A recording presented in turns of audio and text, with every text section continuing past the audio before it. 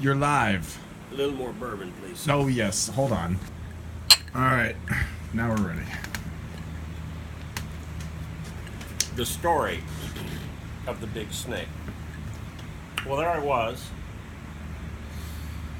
When was this? 1961 or something? 63 or 4. I was 16, I think, or 15, somewhere in there. So you mean more like 1950, right? And I had this idea that I might be a biologist. I was thinking along the lines of science and so on. Anyway, the reason I was thinking that at that particular point in time, more so than the physics that I ended up thinking more seriously about, was that there was this bayou behind our house, or a piece of a bayou, which meant that it had water in it. It was maybe at most a foot and a half deep, about 20 feet across. It was full of snakes and frogs and snapping turtles and this, that, and the other. Mm-hmm. And it was like a little jungle, sort of. And some fish, not much.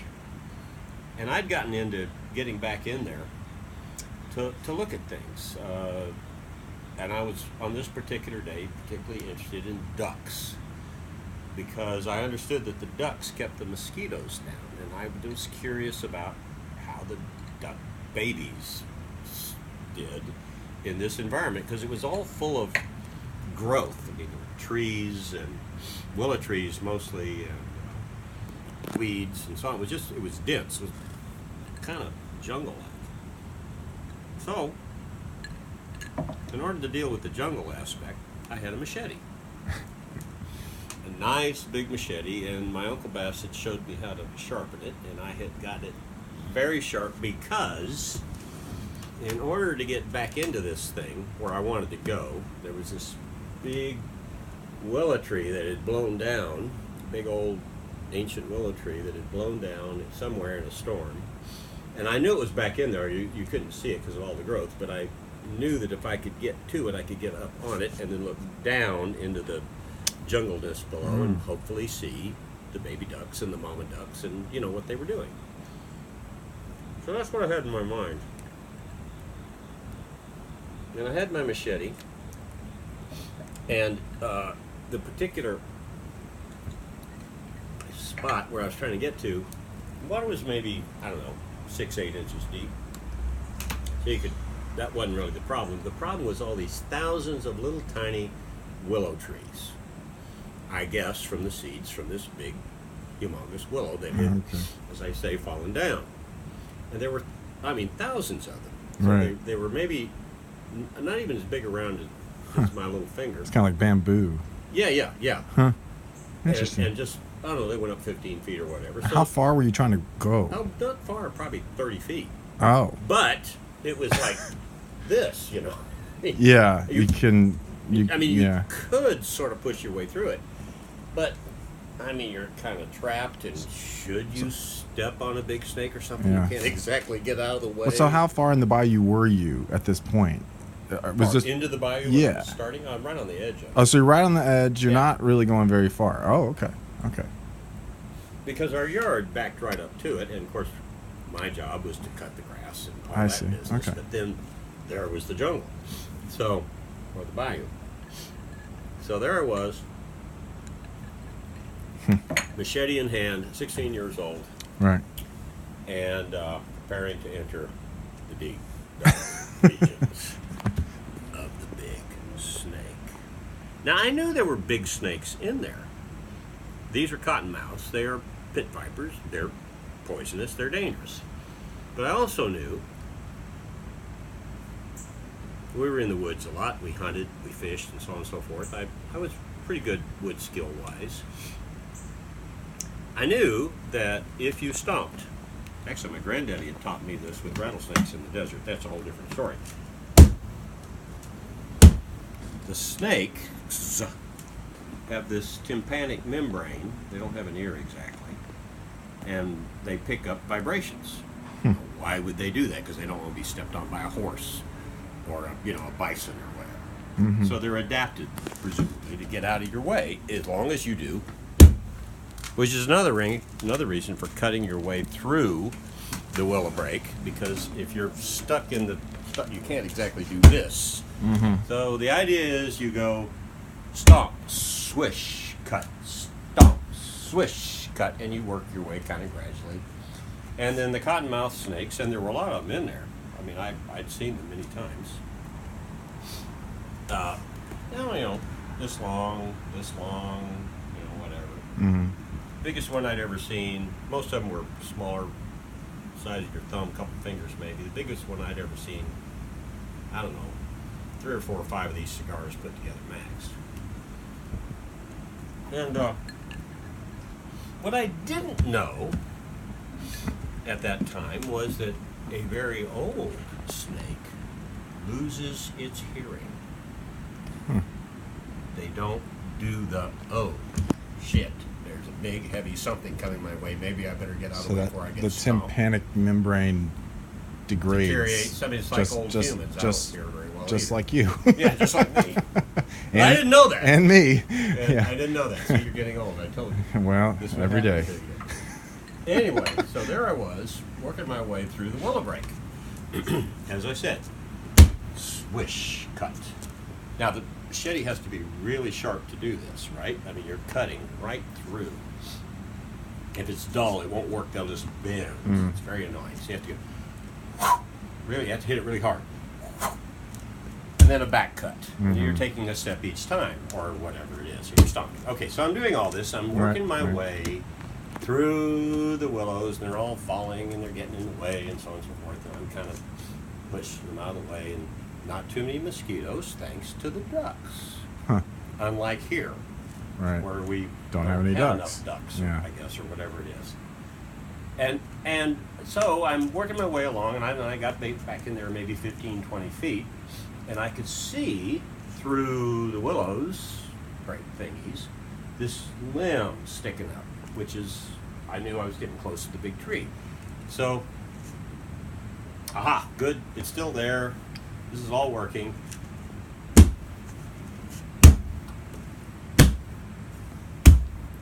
And just as I got to the limb, I don't know, it was kind of like my arm, sort of bigger. No leaves. This is a dead tree, so it's all stripped of its leaves. This is part of the big willow that you're trying to get to. Right. Okay. Kind of about nose level. Right. And my what I was going to do, I knew it was there, so I was going to, get a hold of it like this and just haul myself up and get on top of the trunk, which the limb stuck out of, and walk up and down the trunk and just see what I could see. Because the tree, when it fell over like that, cleared a path. So now you don't have to deal with it because you're on top of this thing. It's like almost like a pathway. It's big. It's just big around. So the limb's like this, and let me get this phone real quick. This, Steve? Yeah. Okay. Now we can, we've had a little break here. Okay, well now where were we in the story? Oh yes, the limb. So I had just spotted the branch, the limb. Right. Nose level. I could see it. Now, I wasn't to it yet. Okay, There was still stuff in the way, but I could see it. You're still. Okay. So there it is. I can see it. Okay, good. I'm getting there. Good. I wasn't exactly sure if I was heading in the right direction or not. It was all about that moment. So my mind is not on, well, wait a minute, what about snakes? My mind is on, oh, here we go. I'm getting there. Swish. The last cut back this way cleared the way. So now the branch is, I don't know, maybe this far from my nose, something like that, roughly. And my arm is back. I'm balanced on my left foot, and I'm just starting to relax when suddenly I notice that lying on top of that limb is a very big, biggest I've ever seen. May I use a little redneck here? Motherfucking big, mean-looking snake. Well, about that moment, I'm going, wait a minute, why is he, she, it still there when it coils? Now, when these guys coil, it's not like they go, "Oh, this is a leisurely matter. I will just simply coil up." No. It's. But in those moments, your mind slows everything down. This is really good.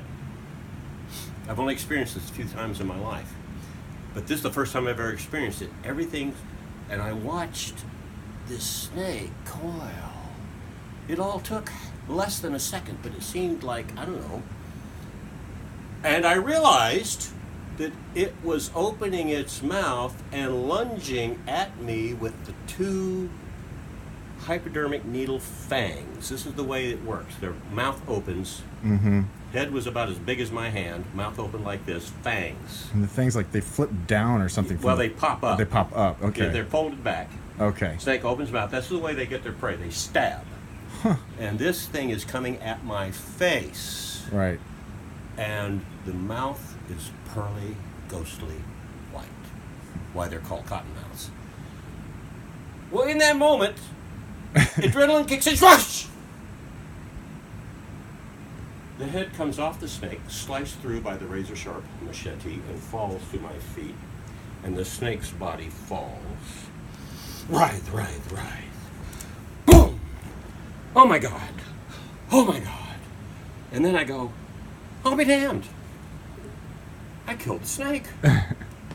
You know that movie Tom Cruise, Edge of Tomorrow? You know that Is that movie? the one that repeats? Repeat. So Yeah. he finally gets his guns to work and he kills this, whatever they call him, Alien thing. And he's going, I did it. Well, it was like that. He's like, I did it. So I grabbed up this snake, body, blood everywhere, gore and so on, and I ran back up the hill to the house, to the back door. Now, my mother is culturally from the deep south, Texas, cotton country, northeast Texas, Delta. Now, people don't think of Texas being Delta, but the very top left end of the Red River from the Mississippi is Shreveport, where we lived, and then a little further, that's still Delta, deep south cotton, that culture. Those women were raised, you don't ever use scatological or negative or language that God wouldn't like. So I run up with this snake and blood all over me. You got to get this picture in your mind. I mean, this is really gory, but I'm excited, right? I've survived. I've done it, and I ran up, bang, bang, bang, bang. She opens the door. She says, "What the hell is that?" This is a snake. I killed it. I'm going to stretch it and nail it on. Like hell you will. Take that damn thing and bury it. Only time I ever in my life heard her talk like that. So did you went and you buried it? I was a dutiful Southern boy. I followed directions. I did what Mama told me to do. I went and buried it after I skinned it, and I did cure the skin, but not where she could see it. I realized that I needed to be a little more circumspect, and that's the story of the big snake. Bravo. Thank you. And the poem is called "The Ever Chamber." Yeah. And it's really interesting because I'm 100% sure that you told me when I talked to you when I was doing the research that it was a copperhead. Now, there weren't any copperheads. and that doesn't make any sense. So I guess I just screwed that up. Copperheads don't lack water. Yeah.